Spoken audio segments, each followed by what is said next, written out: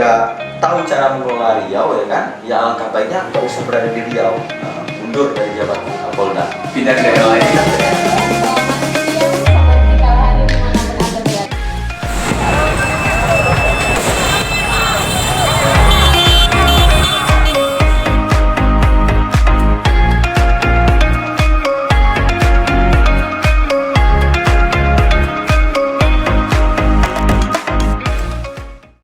Assalamualaikum warahmatullahi wabarakatuh. Selamat siang Sobat Jikalahari.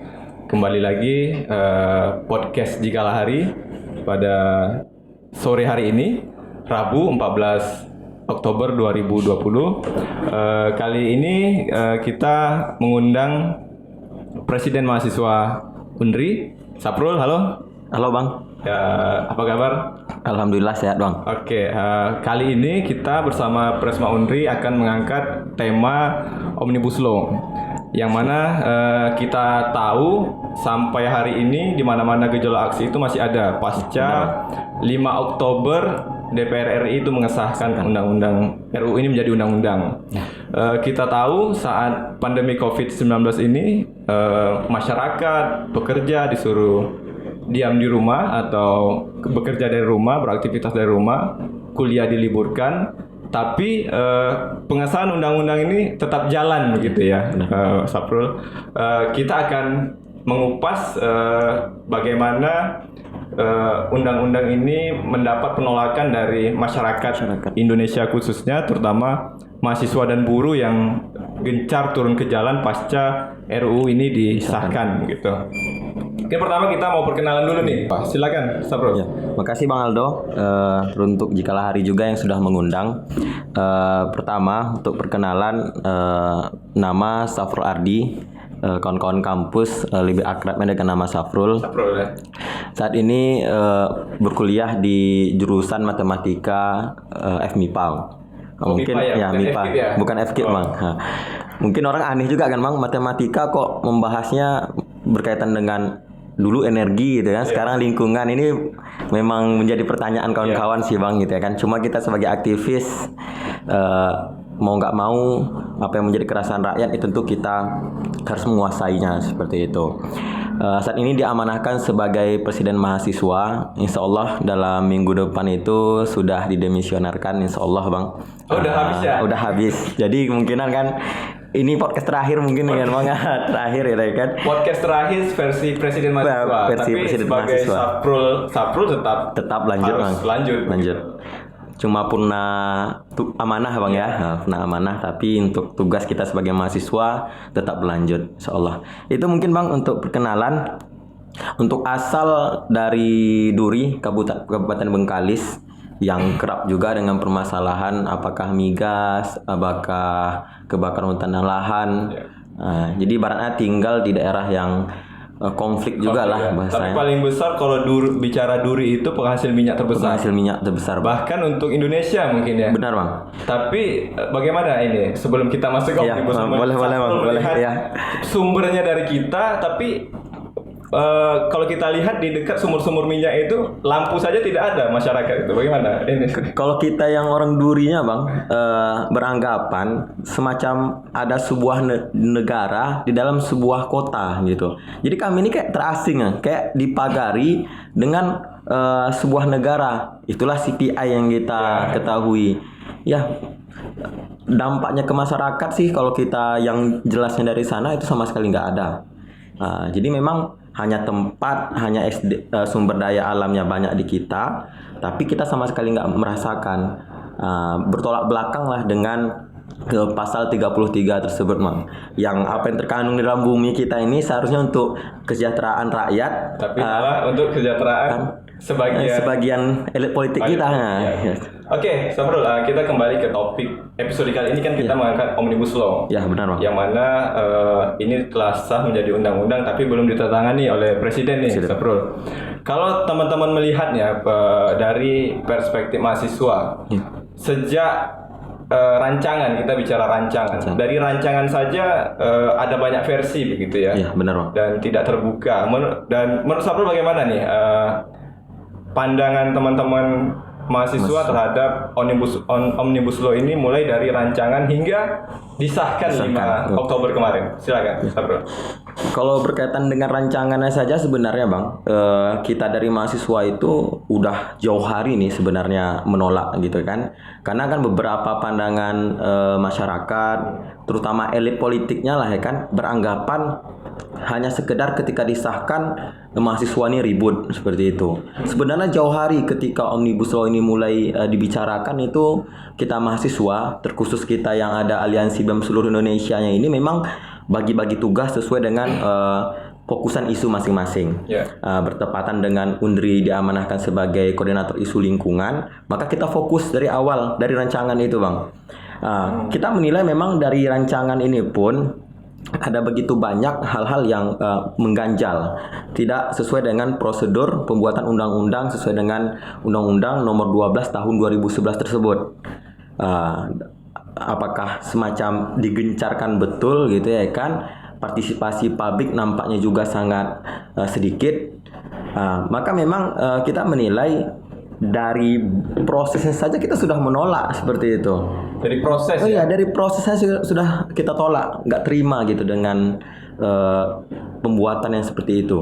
Ya, kalau kita lihat di Satgas ya, satuan tugas yang ditunjuk itu kan ketuanya itu Airlangga ya, ketua benar. Satgasnya itu kan ada 124 kalau tidak salah. Satgas itu yang terdiri dari di dalam itu para pengusaha. Iya, benar. Dan bisa dibilang padahal undang-undang ini kan untuk masyarakat. Ya, pada umumnya, tapi bagaimana bisa para pembuat kebijakannya itu di dalam itu diisi oleh orang-orang pengusaha? Itu gimana menurut pandangan teman-teman? Maka kalau kita dari mahasiswa itu menilai Omnibus Law ini memang pesanannya para investor. Tentu yang digabungkan ke dalam pembuatnya itu ya para investornya gitu ya kan, para pengusahanya, karena untuk mereka gitu ya kan, untuk kepentingan mereka. Maka memang sangat kita menilai pemerintah sangat berbohong lah kepada rakyat ketika dia menyampaikan Omnibus Law ini untuk kesejahteraan rakyat, terutama kaum ke bawah gitu ya kan. Jadi sama sekali kita nggak ada melihat kebaikan pemerintah berkaitan dengan Omnibus Law ini. Ada kepentingan yang berbeda. Ada kepentingan yang berbeda seperti itu. Tapi di mana-mana isu yang dikeluarkan itu malah undang-undang ini untuk mesejahterakan buruh gitu ya. Itu gimana itu? Ya, kita menilai ini memang semacam ditutupi Bang, ditutupi yang lain. Sedangkan kita tahu kan Omnibus Law ini ada begitu banyak yang disangkutkan di dalamnya gitu ya kan. Namanya Omnibus Law dan beberapa peraturan yang lainnya itu, undang-undang yang lainnya itu disatukan di sana. Jadi kita menilai ketika pemerintah itu hanya memunculkan bagian buruhnya ataupun ciptakernya di sini kan, seolah-olah kepentingan yang lain itu tertutupi gitu ya kan. Apalagi ketika disahkan kita melihat yang sangat disoroti sana bagian buruhnya gitu ya kan. Sedangkan bagian-bagian yang lainnya ini nggak dimunculkan. Padahal semua berdampak. Iya, semua berdampak. Terus pendidikan. Ya, itu yang tidak terekspos begitu sebenarnya. Kata dari pemerintah, klaster pendidikan dikeluarkan nih kan Bang. Rupanya karena draftnya belum jelas ini kan, ada lagi masuk gitu ya kan. Jadi memang kalau kita menilai ini sangat didesak oleh pemerintah untuk disahkan sebenarnya Bang, tanpa tahu kejelasan dari isinya. Iya. Dan tertutup ya dari awal hingga, dan ini 8 Oktober itu kan pasca disahkan 5 Oktober, tanggal 8 itu kan terjadi aksi besar-besaran itu. Iya benar.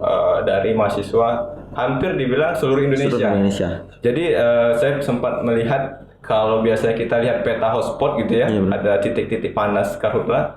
Kemarin tuh sempat ada yang upload peta aksi se-Indonesia, dan itu memang terjadi se-Indonesia. Itu bagaimana itu? Pergerakan itu, Saprul coba ini pandangannya seperti apa? Kalau kita dari aliansi BEM seluruh Indonesia-nya memang menyepakati aksi nasional di tanggal 8, dan memang diarahkan juga aksi-aksi per wilayah seperti itu. Jadi memang kita kemarin sudah menyepakati agar turun di tanggal 7 dan 8 sebenarnya Bang. 7 itu untuk pemanasan ataupun kita menyampaikan kepada pemerintah kita menolak seperti itu, dan tanggal 8-nya itu kita langsung aksi secara nasional di wilayah dan di pusat pada saat itu. Nah, jadi memang kalau dibilang gelombangnya memang gelombang yang nggak jauh berbeda ketika kita menolak revisi undang-undang KPK yang lalu. Benar ya. Benar Bang. Nah, memang ini kan sangat mensesarakan rakyat ke depannya nih Bang. Kalau kita kaji secara keseluruhan Omnibus Law-nya ini gitu. Cuma memang inilah mungkin kekuatan pemerintah kita sampaikan ya Bang ya. Dengan mereka menguasai media salah satunya, kita menilai memang yang dimunculkan hanya ke satu permasalahan.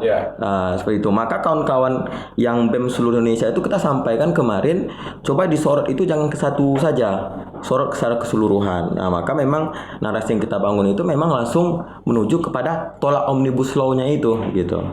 Tolak langsung. Ya, tolak memang mulai dari rancangan saja sudah bermasalah. Itu sudah bermasalah. Tidak per pasal ya, tapi tolak langsung. Tolak langsung. Bulat-bulat kita tolak gitu ya. Benar. Oke. Kalau kita konteks Riau, jika lain itu ada melakukan analisis mulai dari rancangan sampai versi yang 1035. Pada pasal 110A itu kan disebutkan bahwa sawit yang berada dalam kawasan hutan yang sudah terlanjur begitu, itu tidak langsung dipidana. Tapi diberi waktu dulu 3 tahun, 3 tahun baru 3 tahun itu untuk menyelesaikan administrasi mereka yang belum punya izin apa segala macam. Baru kalau lewat 3 tahun baru mungkin masuk ke sanksi begitu ya. Itu bagaimana? Kita melihat ada 1,8 temuan pansus di Riau itu yang akan mendapat kebebasan ya. Pemutihan memang ya bahasanya kan. Ya, maka memang ini kepentingan yang luar biasa oleh para investor, Bang. Jadi kalau kita lihat ke Riau-nya kan, sebenarnya Riau ini kan begitu besar konflik masalah pertanahannya ini gitu kan, kawasan hutannya ini kan, Bang. Maka memang kalau seandainya ada sanksi-sanksi yang demikian, kita menilai para investor ataupun korporasi ini tertawa saat ini, Bang. Bahagia gitu ya kan, sangat senang. Mereka masih ada waktu gitu. Benar. Sanksi cuma denda kan Bang, sedangkan yang mereka hasilkan itu per tahunnya itu kan lebih besar kayak gitu. Kita kan pengennya sanksi yang diberikan oleh pemerintah itu terhadap penjahat lingkungan itu kan yang memang berdampak gitu kan. Kalau cuma uang, semua orang sangat gampang saat ini memiliki uang. Itu mungkin Bang. Karena mereka lebih senang didenda. Sekian miliar itu mereka berani bayar. Tapi ketika udah pidana yang lebih berat itu mereka takut. Kalau hanya sekedar denda mereka gampang untuk cari uangnya. Misal yang terbaru itu terkait Karhutla, PT AD itu baru menyerahkan 15 miliar. Itu pemulihan lingkungan, pidana tambahan pemulihan lingkungan yang kebakaran 2013 itu mereka bawa uang 15 miliar itu sangat gampang gitu. kayak sedikit sekali 15 miliar itu membawa uang segitu. Padahal kalau sanksinya pencabutan izin itu mereka lebih takut. Benar. Karena terganggu kan Bang proses produksi mereka gitu ya kan. Sedangkan kalau penghasilan mereka dibandingkan denda itu berbeda jauh Bang. Itu maka mereka itu lebih berani sanksi denda ataupun sanksi administrasi dibandingkan sanksi pidana tadi. Gitu. Kita ini kembali ke aksi tadi ya. Tadi belum sempat kita bahas mengenai bagaimana sih teman-teman aksi untuk mengkoordinir teman-teman yang lain itu, sampai kalau kita lihat itu saya juga ada di lapangan itu ada ribuan sebenarnya. Bagaimana itu mengkonsolidasikan untuk hadir bersama-sama menolak Omnibus Law itu? Pertama karena permasalahan ini Omnibus Law ya Bang ya. Mungkin permasalahan ini pun sangat viral di media sosial karena sekarang kawan-kawan pun berkuliah secara daring ya, memfasilitasi fasilitas yang ada itu pun media sosial. Mungkin ketika melihat permasalahan ini viral, tergerak hati semua kawan-kawan mahasiswa seperti itu. Jadi memang ketika kita di tanggal 8 Oktober itu Bang, hari Kamis itu memang ketika disahkannya undang-undang tersebut, Maka memang kalau kita yang ada di Undrinya itu, ketua kelembagaan itu bahkan minta kapan nih Undri konsolidasi dengan sudah disahkannya undang-undang celaka ini gitu kan, katakan kawan. Karena saking geramnya gitu kan. Malah, Jadi malah mereka yang nanyain. iya, nanyakan langsung bang. Makanya ketika di hari Senin itu disahkan, kita malam harinya tuh diskusi panjang lebar. Bahkan kawan-kawan meminta besok kita harus konsolidasi seperti itu. Maka kita yang ada di BEM Undrinya mengeluarkanlah undangan untuk konsolidasi di hari Selasanya. Nah, dari Selasanya kita langsung konsolidasi pertama, menentukan sikap untuk gerak, dan kawan-kawan ini memintanya kalau bisa gerak bersama, terutama sama kaum buruh juga. Yang Ada berapa kampus yang ikut turun ke jalan pada 8 itu? kalau tanggal 8 itu kemarin memang belum semua kampus ya bang ya. Baru Undri, ada beberapa kawan-kawan UIN, baru PCR. Hanya 3 kampus itu sebenarnya, ditambah kaum buruh pada saat itu. Jadi ketika kita menghubungi yang lain, kabarnya kawan-kawan yang lain itu juga konsolidasi dan geraknya di hari Kamis itu juga sebenarnya. Ya, kemarin itu sebenarnya ada beberapa organisasi yang lainnya bang. Ada kawan-kawan HMI kemarin, ada Unilak juga kemarin gitu ya kan. Jadi sebenarnya kita itu pengen di hari Kamisnya itu juga secara menyeluruh.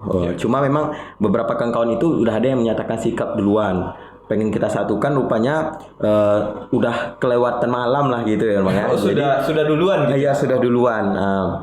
Makanya di saat aksi itu ada beberapa titik aksi di lapangan itu, ada 2 kemarin itu bang, 2 kemarin. Makanya memang kalau kita secara keseluruhan sih, memang itu hampir semua kampus juga yang ada pada saat itu. Dan di lapangannya pun kita kemarin udah komunikasikan dengan korlap masing-masing, dan sebenarnya udah nyatu juga pada saat itu bang.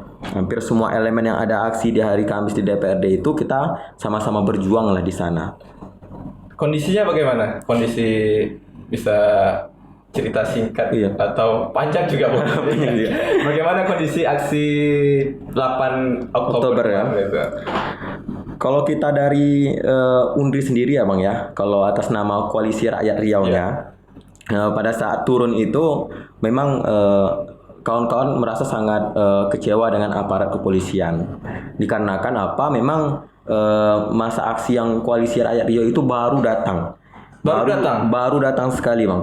Baru datang, dan kita itu masih menginstruksikan untuk kawan-kawan itu memarkirkan motornya ke dalam taman budaya pada saat itu. Masih bahkan belum menentukan sikap nih untuk parkir di mana. Baru parkir ya? Iya, baru parkir gitu ya kan. Dan kita turun dan ingin briefing masing-masing koordinator simpul pada saat itu. Namun alhasil memang kita sudah ditembaki gas air mata. Oh, langsung gas air langsung mata? Tidak ada peringatan misal water cannon dulu langsung? Nggak ada. Kalau yang kitanya karena belakang betul kan bang, itu langsung kena gas air mata. Memang sengaja kayak dibubarkan langsung. Nah, kita menilai ini seharusnya tidak terjadi gitu, karena protokol keamanan itu pun ketika masa aksi baru datang seharusnya nggak diberlakukan seperti itu. Nah, maka kawan-kawan memang mengecam gitu kan, karena kawan-kawan yang ada di atas bus itu kena langsung bang, kena gas air matanya itu gitu ya kan. Nah, jadi begitu belum tersampaikan maksud gitu ya, tapi udah diserang. Kita bahasakan diserang lagi gitu ya bang, karena kita baru datang gitu ya kan. Nah, kecuali kita maksudnya tidak tahu apa-apa gitu. Kita tidak tahu apa-apa gitu ya kan, tiba-tiba bahkan lemparan batu mengarah ke kita juga gitu. Oh, berarti ada penyusup juga atau seperti apa ini? Ada yang lempar batu? Kalau kita kemarin itu rata-rata menilainya itu dari pihak keamanan itu yang langsung menembakkan gas air mata ke arah kita gitu.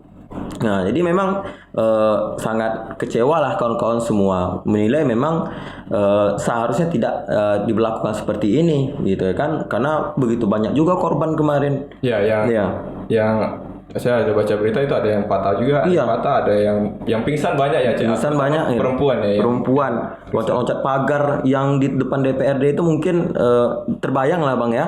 Perempuan meloncatin pagar gitu ya kan, ada begitu banyak yang luka-luka, kaki tersangkut. Jadi kita menilai nggak wajar lah, terutama untuk di Riau. Karena kita taunya prinsip Melayu ini kan bang, budayanya itu kan budaya yang santun gitu ya kan, budaya ramah. Masa ya sampai kita yang mahasiswa ini dinilai juga melakukan segala sesuatu hal itu secara anarkis. Ya. Orang itu kan selalu menilai seperti itu. Mahasiswa ini selalu anarkis, selalu tidak sesuai dengan prosedur. Jadi seolah-olah kita nih kaum terpelajar tapi dicap dengan hal yang demikian gitu. Ya.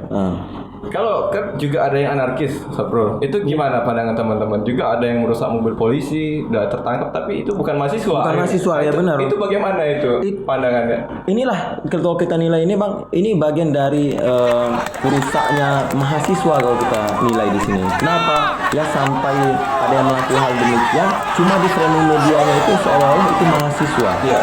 Nah, seolah-olah itu mahasiswa, terus nanti dibahasakan kalau masa itu nanti hati-hati penyusup, selalu seperti itu. Padahal memang kitanya melakukan hal itu dengan baik gitu ya, Bang, merencanakan segala sesuatu, karena mahasiswa ini kalau mau turun itu kan konsolidasi secara matang. Ya. Bahkan memiliki simbol masing-masing di lapangannya kayak gitu kan, Bang. Nah, tapi ada saja yang menilai apa yang dilakukan mahasiswa ini seolah-olah anarkis gitu. Karena kita pastikan Bang, ketika mahasiswa itu turun, yang ingin kita suarakan itu adalah substansi dari aksi kita tersampaikan. Ya. Substansi ini tersampaikan dengan baik, dan inilah bentuk hati nuraninya kawan-kawan itu pengennya kan ketika kita aksi gitu ya kan, apa yang menjadi goalnya kita itu tersampaikan loh gitu. Nah tapi ketika di lapangannya itu selalu saja kayak seolah-olah diputar balikkan gitu. Ada nanti tiba-tiba muncul kerusuhan. Nah, ini yang memang sebenarnya Bang, kalau para aparat itu masih ingin ibarat itu mendengarkan lah, ataupun pemerintah lah ingin mendengarkan aspirasi dari kita gitu ya kan, maka seharusnya mereka juga ikut terlibat untuk menjaga karena yang kita suarakan aspirasi rakyat gitu ya kan. Masa iya mahasiswa yang seolah-olah dinilai salah terus gitu. Itu. Kalau untuk Kapoldanya gimana, Sabrul? Karena tindakan pengamanan ini kan tidak terlepas dari instruksi dari pimpinan dari kepolisian itu sendiri. Benar. Kan tidak mungkin aparat pengamanan bersikap represif itu karena kemauan sendiri. Iya, ya. Tapi pasti ada instruksi. Itu gimana menurut Sabrul? Berkaca dari aksi 8 Oktober kemarin itu ya Bang, kalau dari kita menilai kalau memang dengan cara begitu yang diberlakukan untuk di Riau sendiri, dengan cara memimpin yang demikian, ya alangkah baiknya ya udah nggak usah memimpin di Riau gitu. Tinggalkan, carilah orang-orang yang ibaratnya itu menggantikan yang di Riau ini memahami budaya yang ada di Riau. Jangan sampai dia menyamakan secara keseluruhan. Karena kita tahu kalau budaya Melayu ini budaya yang sangat santun gitu. Yeah. Kita secara keras menyampaikan ketika melakukan aksi itu jangan sampai anarkis. Itu yang kita titik tekankan terlebih dahulu gitu. Nah, tapi kalau dengan pandangan kita ketika aksi 8 Oktober kemarin, kita nggak layak dibegitukan. Nah, maka kalau memang nggak tahu cara mengelola Riau ya kan, ya alangkah baiknya nggak usah berada di Riau, mundur dari jabatan Kapolda, pindah ke daerah lain yang mungkin lebih bisa disesuaikan dengan keadaan yang demikian. Ya, karena juga kan mahasiswa meminta Kapoldanya santun gitu ya, budaya Melayu, tapi karena ada perilaku dari mahasiswa-mahasiswa yang anarkis tadi, padahal itu bukan mahasiswa. Itu bukan mahasiswa Bang. Jadi diputar balikan Jadi dibalikan lagi, ya kalian demonya nggak santun katanya begitu. Kita menilai mahasiswa itu ketika sudah dikenakan yang seperti itu jadinya Bang, kita datang dengan baik-baik gitu ya kan. Tidak ada yang bawa batu malah. Ya, tidak ada. Kita bahkan kalau bisa nggak usah bawa tas gitu. Cukup dengan biasa gitu ya kan. Tapi ini dinilai juga ya kan nggak santun gitu ya kan. Padahal bukan kita loh pemancingnya duluan gitu. Karena memang setiap aksi itu pasti ada penyusup. Terlebih teman-teman yang melihat kondisi teman-teman yang baru bergabung itu banyak, itu kalau tidak segera dibubarkan itu akan lebih berbahaya. Lebih berbahaya benar Bang. Itu yang kita nilai kan, kalau memang paham dengan gerakan mahasiswa itu yang benar-benar dipersiapkan secara matang gitu ya kan, seharusnya aparat keamanan juga bisa menilai. Kalaupun mereka pun ada di lapangan seperti itu, apa salahnya memang mereka itu yang melakukan sweeping juga gitu. Ya. Nah, mana nih masa aksinya? Ini yang ada di barisan. Nah, tolong jaga di luar itu. Cuma kita kadang beberapa kali melihat, ya udah dibiarkan seperti itu. Ya. Ada nanti ya yang padahal bukan mahasiswa. Iya. Tapi itu yang nanti disorot gitu. Dan paling keras lagi suaranya. Iya benar. Dan dilihat, oh itu mahasiswanya udah anarkis begitu, langsung ditembak dan segala macam. Ya. Dikenakan semua jadinya bang. Iya. Padahal itu bukan mahasiswa gitu. Kayak dipukul rata semuanya gitu ya kan, dibubarkan semuanya. Ya karena satu orang tadi kan. Iya. Pasca aksi itu kan ada aksi lanjutan. Benar, Bang. Setelah 8 Oktober, 9, 10 sampai terakhir saya mendengar kemarin juga aksi lagi gitu. Benar. Apakah tuntutan teman-teman belum dipenuhi atau bagaimana ini? Apakah nanti ada aksi lanjutan lagi atau seperti apa? Jika melihat beberapa kali aksi ya bang ya, dan apa yang dikeluarkan juga, sebenarnya kan yang menjadi tuntutan mahasiswa ini tidak lain bahwasanya kalau bisa Riau ini kan secara tegas menolak Omnibus Law itu bang. Cuma kita melihat pihak DPRD, pihak Pemprov hanya menerima aspirasi dan menyampaikan aspirasi seperti itu. Dan kondisinya ya mencari aman kalau kita bilang. Cari aman. Tuntutan Iya cari aman bang, geram takut mungkin atau kan sama gerakan rakyat dan partainya masyarakat kita Riau. sebutkan gitu ya kan. Nah, karena Pertama, kita tahu Partainya mendukung. menolak partainya dengan mendukung tegas gitu kan. undang-undang Cuma cipta inilah bentuk Omnibus Law keresahan masyarakat dan Riau menuntut itu gitu. dibatalkannya Dan undang-undang tidak cipta lain kerja pemimpin dalam Pemprov kurung Riau ini pun Omnibus Law. bagian dari yang dipercayakan masyarakat Riau. Ya, tentu kita memintanya dia yang secara tegas menyampaikan bahwasanya Riau menolak Omnibus Law ini. Nah, seperti itu. Terlepas dari kepentingan yang lain lah seperti itu. Tapi kita pengennya memang suara masyarakat ini masih menjadi prioritas pemerintah kita. Baik DPR yang mewakili rakyat maupun eksekutif yang dalam hal teknisnya seperti itu. Jangan hanya kadang pas mau pilkada turun baru dengarkan. Benar ya. Rakyat gitu ya. Baru sibuk mencari suara gitu ya, memang baru sibuk menampakkan wajahnya segala macam. Nah, sekarang hilang gitu ya. Ini tiba ada yang mau menyampaikan aspirasi ditolak. Ditolak gitu Bang. Tapi ketika mau pilkada dia yang mencari aspirasi tersebut. Melihat situasi terkini kan setelah meneruskan rekomendasi teman-teman, apakah teman-teman mendukung atau seperti apa yang dilakukan oleh DPR dan gubernur ini? Kita belum sama sekali mendukung kalau seandainya bahasa suratnya itu hanya meneruskan aspirasi seperti itu.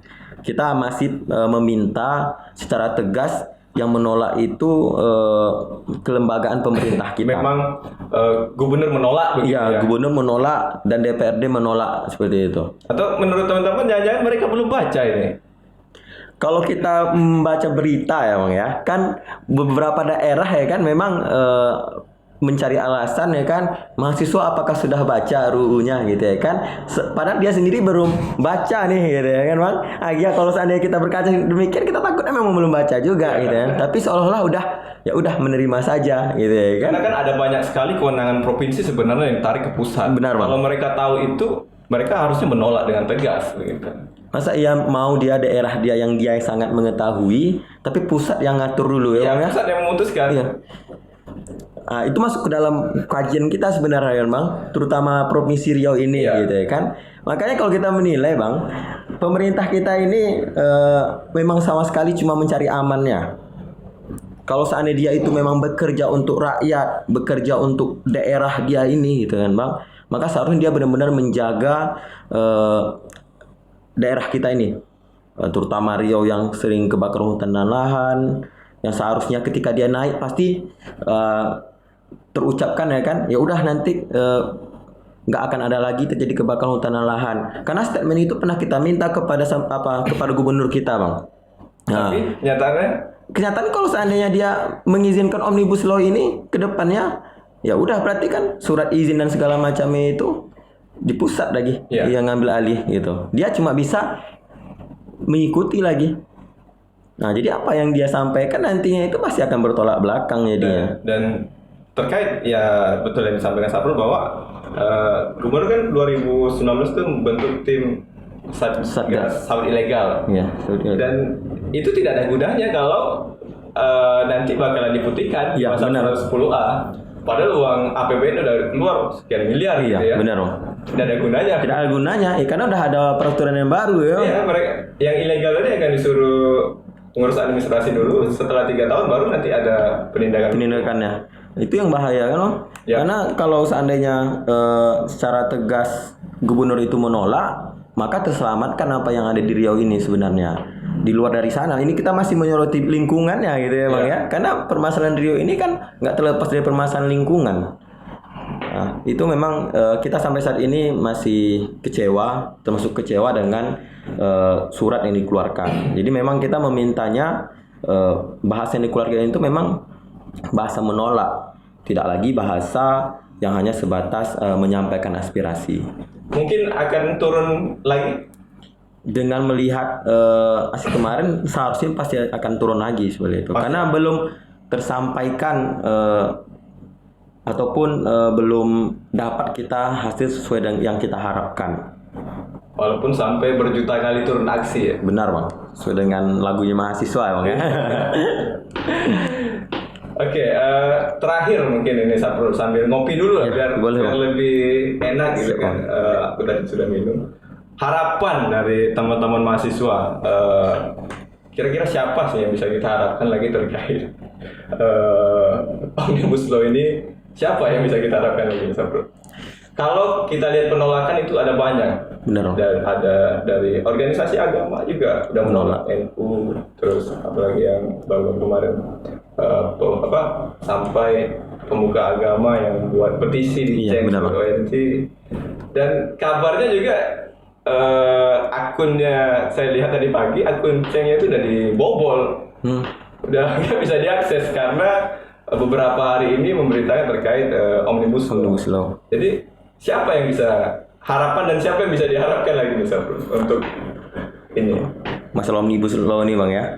Kalau kita lihat ya, pertama dari statement presiden kita pun berkaitan dengan Omnibus Law ini pun, dia bakal nggak mau menerbitkan perpu seperti itu. Maka kalau kita menilainya, ketika beliau tidak membuka mata, membuka telinga untuk mendengarkan aspirasi rakyat, ya sebaiknya sih turun saja seperti itu.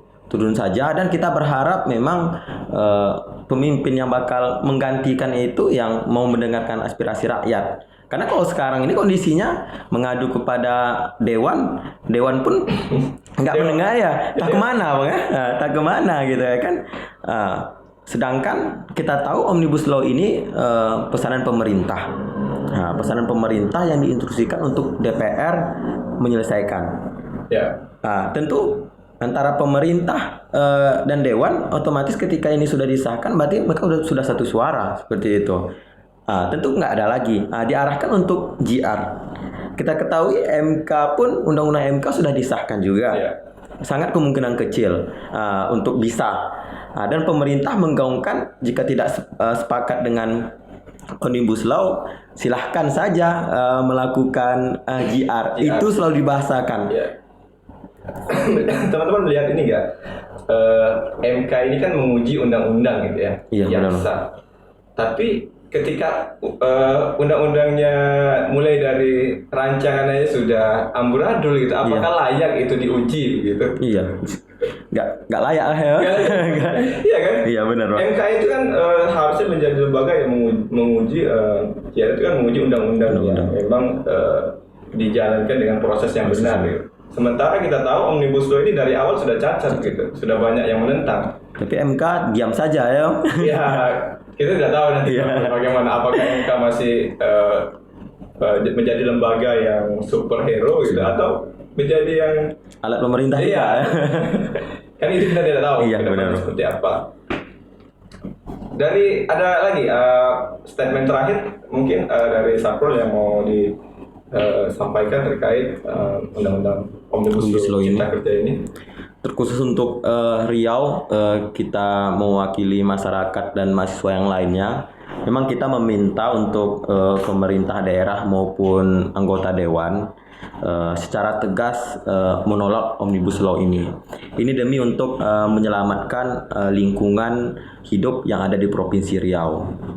Karena berkaitan dengan lingkungan ini, Ini untuk generasi kedepannya, untuk anak cucu kita kedepannya. Maka memang coba ceklah secara baik gitu kan. Jadi kalau seandainya dari pemerintah daerah dan dewan kita meminta kita membaca kan Bang, membacalah undang-undang tersebut. Maka sekarang kita meminta mereka yang membaca dulu, mengkajilah sesuai dengan keadaan lingkungan hidup di Riau. Itu Bang statement terakhir. Sanggup gak mereka baca? Gitu. Dengan Ini versi yang 1035. Yang 905 belum kita print. Dan sekarang ada 812 ya. 812. Oke. Baiklah, terima kasih atas catatan kritisnya dari Saprul, Presiden Mahasiswa Unri. Semoga harapan kita tetap pada pendirian utama, yaitu menolak Omnibus Law Cipta Kerja. Baiklah, berikut sampai di sini podcast Jikalah Hari. Nantikan episode selanjutnya bersama narasumber yang akan menyampaikan aspirasi mereka. Saya akhiri, assalamualaikum warahmatullahi wabarakatuh.